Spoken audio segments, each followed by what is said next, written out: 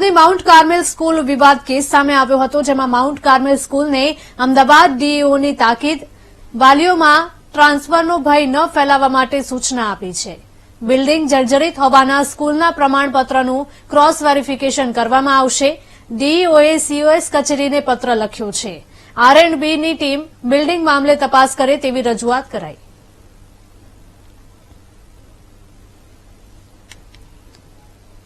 મહત્વના સમાચાર. અમદાવાદની માઉન્ટ કાર્મેલ સ્કૂલનો વિવાદ કેસ જે છે તેમાં માઉન્ટ કાર્મેલ સ્કૂલને અમદાવાદ ડીઈઓની તાકીદ, વાલીઓમાં ટ્રાન્સફરનો ભય ન ફેલાવવા માટે સૂચના અપાઈ છે. બિલ્ડિંગ જર્જરિત હોવાના સ્કૂલના પ્રમાણપત્રનું ક્રોસ વેરિફિકેશન કરવામાં આવશે. ડીઈઓએ સીઓએસ કચેરીને પત્ર લખ્યું છે. R&Bની ટીમ બિલ્ડિંગ મામલે તપાસ કરે તેવી રજૂઆત કરવામાં આવી છે.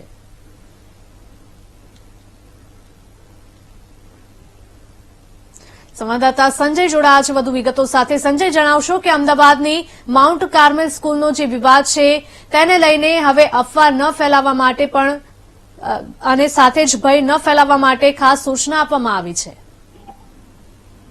બિલકુલ, વાત કરવામાં આવે તો થોડાક દિવસો પહેલાથી સૌથી જૂની માઉન્ટ કાર્મેલ સ્કૂલ જે નવરંગપુરા વિસ્તારમાં આવેલી છે એની અંદર જે વાલીઓ છે અને જેના સંચાલકો છે તેની વચ્ચે સામસામે ઉગ્ર બનતા મામલો ડીઓ કચેરી સુધી પહોંચ્યો અને વાલીઓની વાત માનવામાં આવે તો પોતાના બાળકોના ભવિષ્યને અજરતાલ કરવાની જે આખી વાત છે અને બિલ્ડિંગની અંદર જે ખરાબ કન્ડિશન હોય જે સંચાલકો છે તેમને તાત્કાલિક ધોરણે બાળકોને શિફ્ટ કરવા માટેની વાત કરવામાં આવી હતી. પણ જયારે સમગ્ર મામલો ડીઓ કચેરીએ પહોંચતા ડીઓ દ્વારા એ પ્રકારની આખી વાત કરવામાં આવી છે કે વાલીઓમાં આ પ્રકારનો જે ભય છે એ ફેલાવશો નહીં. કારણ કે જો વાત કરવામાં આવે તો ડીઓ અને સીઓએસ કચેરીને જે પત્ર પાઠવ્યો છે તેની અંદર વાત કરી રહ્યા છે એ પ્રકારે શહેરના નવરંગપુરા વિસ્તારમાં આવેલી અંગ્રેજી માધ્યમની માઉન્ટ કાર્મેલ સ્કૂલના ધોરણ 6 થી 8 અંગ્રેજી માધ્યમના 1600 થી વધુ વિદ્યાર્થીઓ અભ્યાસ કરે છે. આ સ્કૂલનું બિલ્ડિંગ જર્જરિત હોવાનું કારણ આપીને વિદ્યાર્થીઓને નારાયણપુરા તેમજ નવરંગપુરાની સ્કૂલમાં ટ્રાન્સફર કરવાની સંચાલકો દ્વારા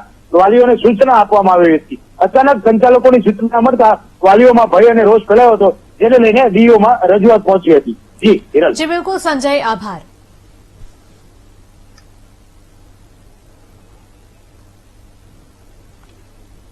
ગુજરાતમાં આજથી નવા